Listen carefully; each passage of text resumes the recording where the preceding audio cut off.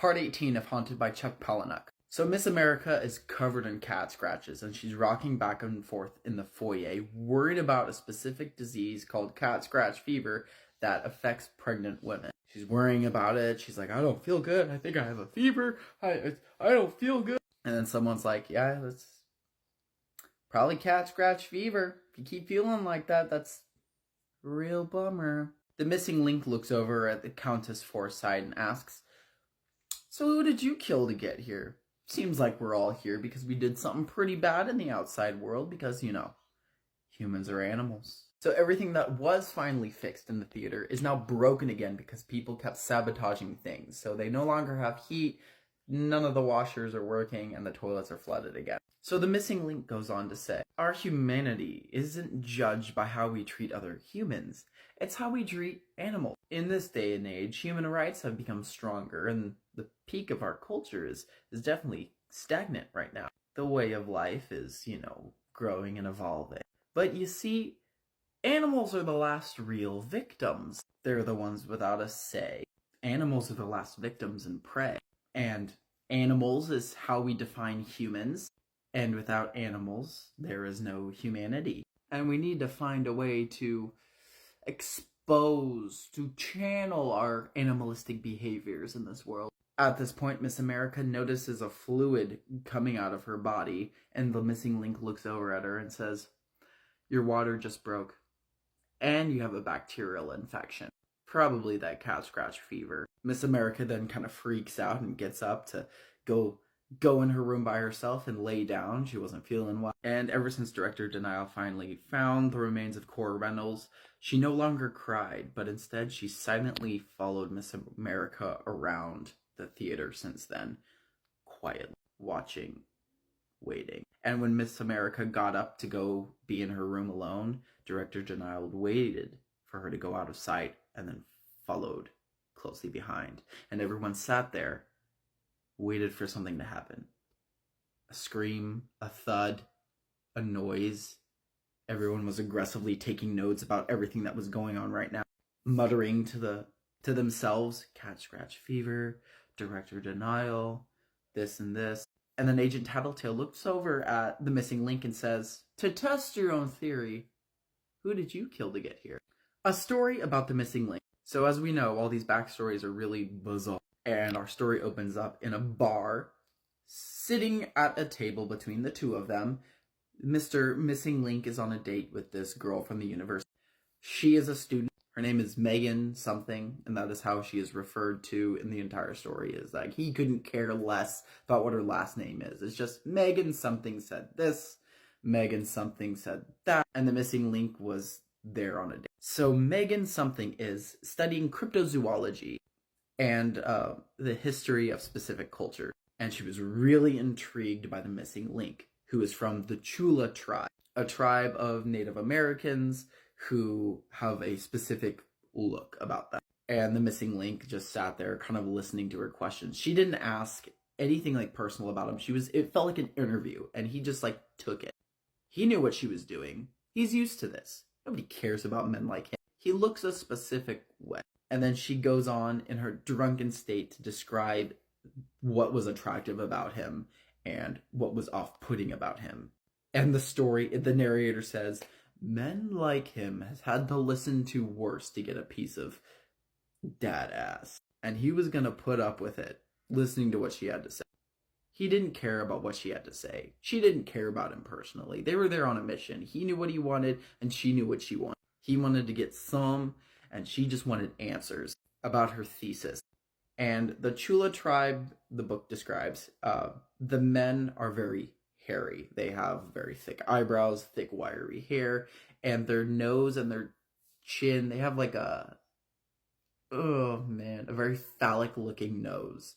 And so Megan something goes on to ramble on in her drunken state, downing drink after drink, like, you Chula guys, you look like you have dick and balls on your face, and then just kept going on it went on for like 6 minutes of describing like, oh, the way your nose is shaped, the way it's centered on the center of your face just looks like, you know, your eyebrows are just pubes, and it was a bit much.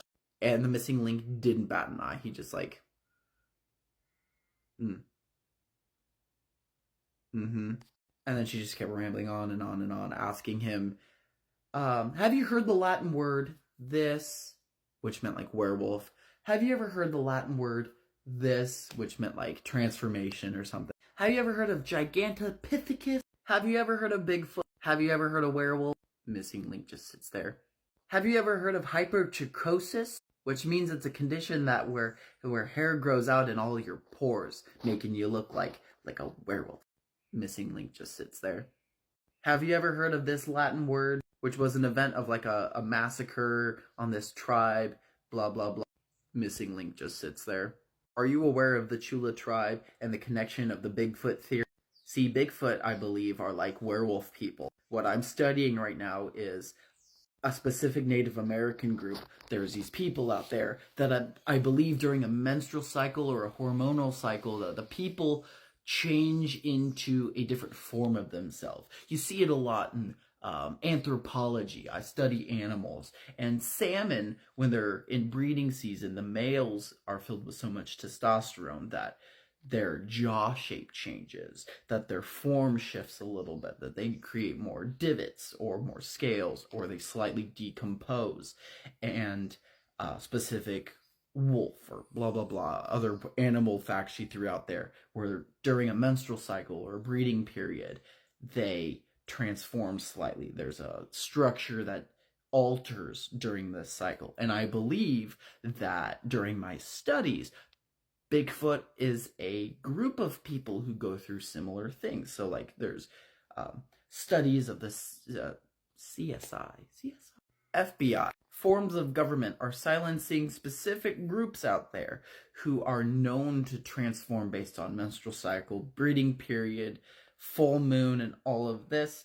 They are, the tribe will send them off into the woods to consume and breed and whatnot during the period of transformation, kind of like werewolf people. She goes on and on describing these different little pods of possible Bigfoot outbreaks in my neck of the woods in Washington, in Oregon, in Scotland, Thailand, Vietnam, and all these other places where, like, oh, they have Yetis, they have Bigfoot, Sasquatch, and this other place they have this word, and they're all the same people, blah, blah, blah.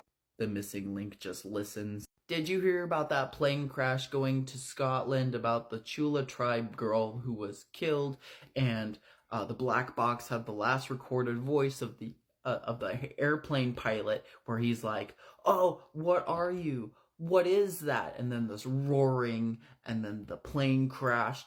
I think I'm on the right track, and I think you guys are hiding something.